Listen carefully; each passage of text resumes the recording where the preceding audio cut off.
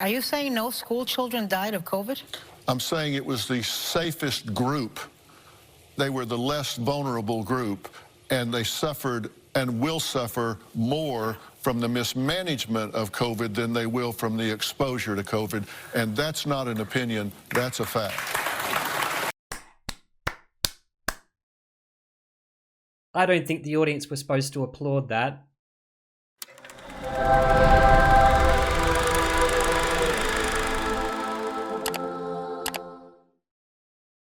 G'day guys, this is Holy Critics signing in, and today I want to share with you a really funny clip from The View, which is always a good source for comedy anyway. But in this case, you've got Dr. Phil appearing on the show, trying to promote some book about family values. And as he's talking about that, he decides to segue the discussion into COVID lockdowns and the damaging effects they had on childhood development. And I want you to watch as the hosts desperately try to refute his claims, but in the process fail miserably to such an extent that their audience turns against them. In fact, they even have to shut the interview down. That's how bad it gets. So you say you're not the only voice in your kids' ears, so you have to be the best voice.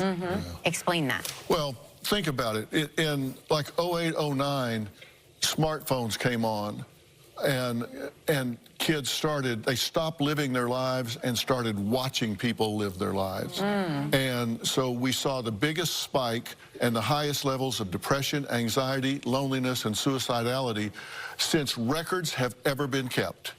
And it's just continued on and on and on.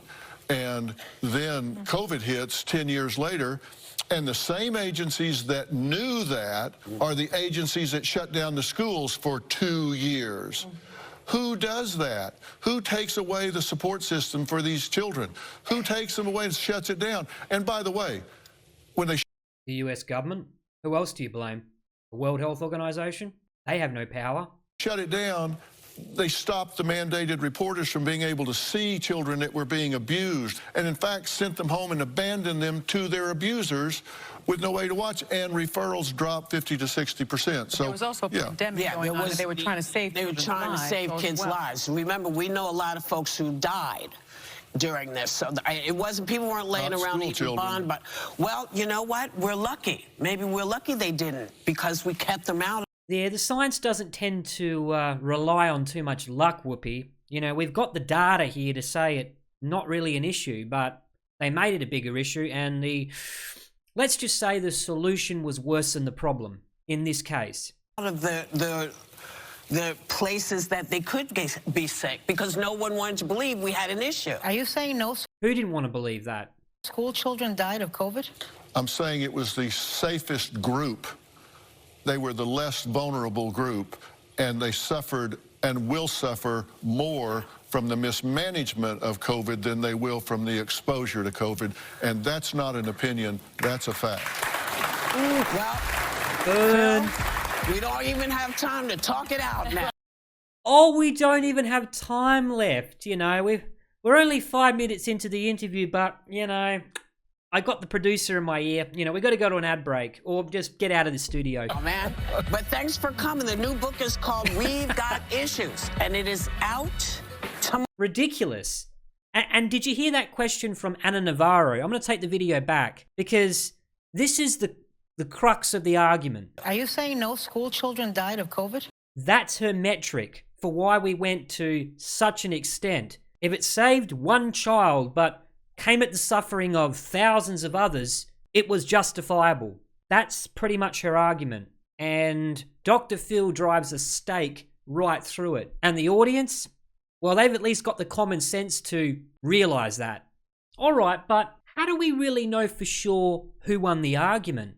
Remove your opinion of the hosts, Dr. Phil, Whoopi, and all that. You may love them, you may despise them. But I think for the sake of objectivity, we should look at the data. Trust the science. So I've decided to go to the CDC website and have a look at the stats for myself. Here you go, an official source. If you're watching YouTube, this is within the rules. I am informing my audience. So let's ask the question. How many children died in the United States during the pandemic. Let's have a look. This stuff is all publicly available for everybody to have a look at. Deaths by age group. You see the chart in front of you. We've got 0 to 4, 5 to 11, 12 to 17. They would be considered children, correct? Where are they? You can see as the age ranges get older and older, the percentage of deaths get greater and greater. Of course, the highest being anybody aged 75 and over. They accounted for almost 54% of all COVID-related deaths. But how many children died overall? Well, 0.07% of 0 to 4 years old, 0.03% for 5 to 11 years old, and 0.05 for 12 to 17 years. Combined, they make up less than 1%. You're talking 0.15% of all COVID deaths, over 1 million in total. That is the objective stats that I've just presented to you. Do you think locking down schools was a good idea? No comment. But all right, the stats are just the stats. What impact did it have on learning outcomes? Because that was Dr. Phil's argument. He said that the response was not proportional to the threat. So, here before you is a peer-reviewed research paper in the Nature Human Behavior. This is available for every one of you to read for yourself, but I'm just going to give you a little prelude into the abstract. What was the question they asked? To what extent has learning progress of school-aged children slowed down during the COVID-19 pandemic? A growing number of studies address this question, but findings vary depending on context.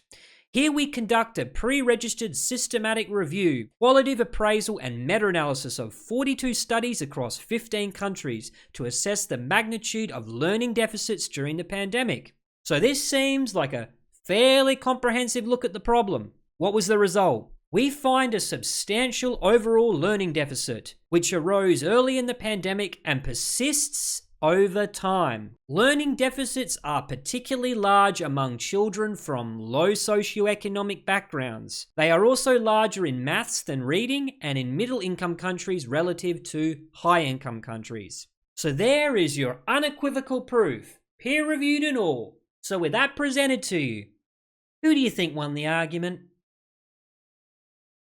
I think I'll let you come to that conclusion. Thanks for watching, and this is Holy Critic signing out.